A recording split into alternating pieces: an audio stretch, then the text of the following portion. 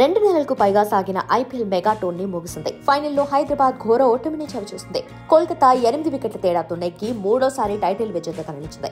ఈ టోర్నీలో అనూహ్య ప్రదర్శనలతో ఫైనల్ చేరిన సన్ రైజర్స్ చివరి మెట్టుపై బోల్తా పడటంతో అభిమానులు ఓటమిని తట్టుకోలేకపోతున్నారు. ఇక వేలంపాట నుంచి మొదలు మ్యాచ్లు ఎక్కడ జరిగినా తన జట్టుతో వెన్నట్టి ఉండే ఎస్ఆర్హెచ్ యజమాని కావ్య మారన్ మ్యాచ్ అనంతరం తీవ్ర భావోద్వేగానికి గురయ్యారు. జట్టు ఓడినా గెలిచినా చప్పట్లతో మద్దతు తెలిపే తను ఫైనల్లో ఆరెంజ్ ఆర్మీ ఓడటంతో కన్నీళ్లాపుకోలేకపోయారు. కళ్లలో నీళ్లు తిరుగుతుండగా చప్పట్లు కొడుతూనే కెమెరా కంట పడకుండా వెనక్కి తిరిగి కన్నీళ్లు తుడుచుకున్నారు. ప్రస్తుతం దీనికి సంబంధించిన వీడియో సామాజిక మాధ్యమాల్లో చక్కర్లు కొడుతోంది. దీనిపై నెటిజన్లు తీవ్ర సానుభూతి వ్యక్తం చేస్తున్నారు.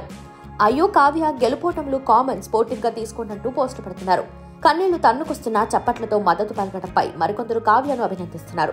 చెన్నై వేదికగా జరిగిన ఈ మ్యాచ్ లో తొలుత బ్యాటింగ్ చేసిన హైదరాబాద్ 13.3 ఓవర్లలో 113 పరుగులకే ఆల్అౌట్ అయింది.